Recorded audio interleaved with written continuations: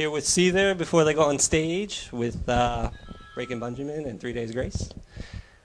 Got a couple questions like to ask you guys before you go on. You guys from South Africa originated. What made you decide to come to America through music? Yeah, I think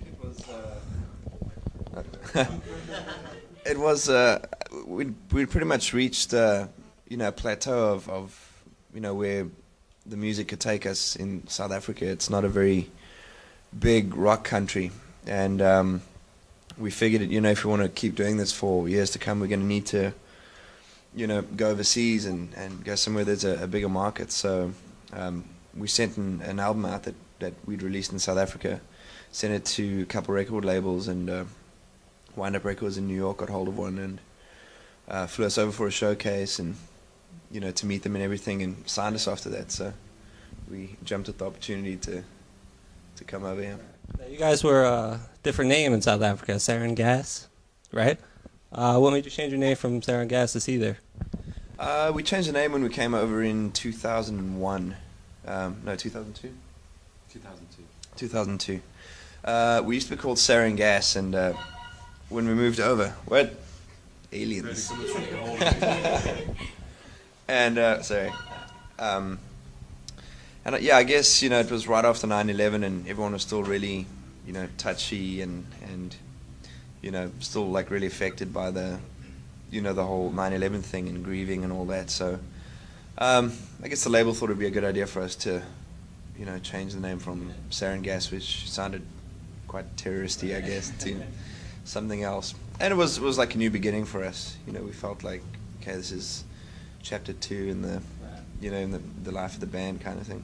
So where do you get the names from, like Seether? Who came up with that? You know where it's from? Where? That was the choice. It'll be my day. It actually came from a song called "You Can't Fight the Seether" by Veruca Salt. Sean, your name, you changed it to Morgan, right? No, Morgan's my middle name. Wow. Well, your last name was... Welgemet. Yeah. Bless you. So you changed it? No, I just use my middle name because I'm Sean Morgan Welgemet. So Americans had a hard time saying Welgemet, so I figured Morgan would be a little bit easier to roll off the tongue. Now you guys wrote "Fake It," I heard, as a joke, but you decided to put it on the record.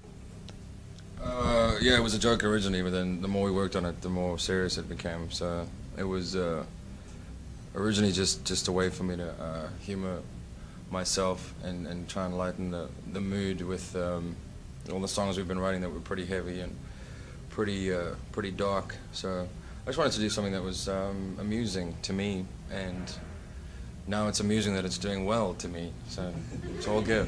Yeah, we heard it twice on the radio already. We know the words already. Yeah, it wasn't much to it, but it's just a commentary on LA and how Hollywood culture of telling people that they need to look and act a certain way is invading everything. So that annoys the hell out of me. Do you guys get along all the time, or do you have scuffles every now and then?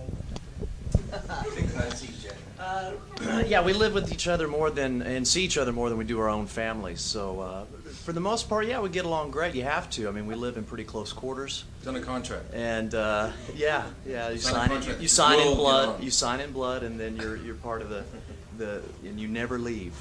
You're never allowed to leave. It's like the CIA or something. No, I mean, sometimes maybe there's disagreements, here and there, and just brotherly love, But for the most part, no, we get along great, and we enjoy what we do, and we like playing music, and we do it well. Do you guys have like a ritual before you go on stage, like a prayer, or you take a shot of some, or what? We crank music usually, yeah. The bus will be thumping with something to kind of get us charged up. Seven Dust. Dark New Day. Dark New Day. Anything heavy. Yeah. What's your favorite band out there today? If you have one. There's a lot of bands. Even more of these. That's a very hard question to pick one band. Any of them inspire you at all, or? I'd say Pantera, because that just, especially before the shows, it's just real heavy and It's a good one to get there. Who inspired you while you're coming up as a band? We have different kinds of influences. It's funny. I don't know. Yeah, like Dale mentioned Pantera, or Neil Young, or Pearl Jam, Nirvana, Van Halen, Motley Crue for me. You know, all over the place. You don't have to say New Jersey because you're here, but what's the nicest place you've been to? Definitely Jersey. Joyzy, my favorite. Yeah. Especially, this is the prettiest beach I've seen in a long time. It depends, you know. There's a lot of cool places, you know. Everybody. That's a difficult question because I think each country and each place has its own, you know, beauty, but just in a different way. Like everyone's like, "Oh, you're from Africa," you know. You just really think that America is quite lame. You're like, actually, no, America's got a lot of beautiful things that we don't have there. You know, so I think it just depends from where you are. Each, you know, Europe's got a different kind of beauty and, you know, different hemispheres and cultures and, you know, countries and stuff. They've all got something unique and special to them. How long do you how often do you guys go back home?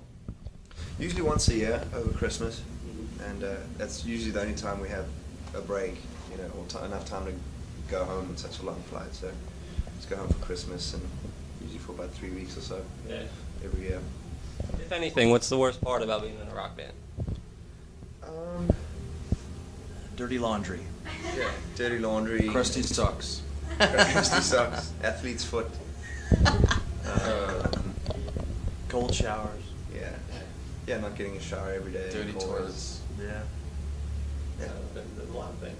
It's a bunch of little things that. Battery being dead on your iPod. Yeah. Yeah. That can That's get about you. it. Yeah. Otherwise, it's Ruin fun. my day.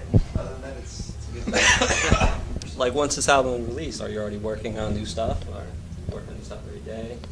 Yeah, I mean, in soundcheck, Sean's always throwing out riffs. We're always, you know, kind of on the spot. We're like, wow, stop, wait, that's cool, you know, can somebody record it, you know? Yeah. Yeah, we're always new ideas flowing. Now, this is my first time seeing you guys live. Do you do like you know, covers during your set or? Not on a set like this because we don't have enough time. Normally we do covers of some sort, but when you only have 40 or 45 minutes, there's not really much time to do anything besides the songs that people want you to play. Yeah. How do you decide what songs you put on your set? Normally the ones that get played on the radio. Then we start there, and then then we play the ones that we like to play, the ones that we know get the best responses from the crowd. So. All right. Well, that's all the questions I have. We're going to keep you guys on.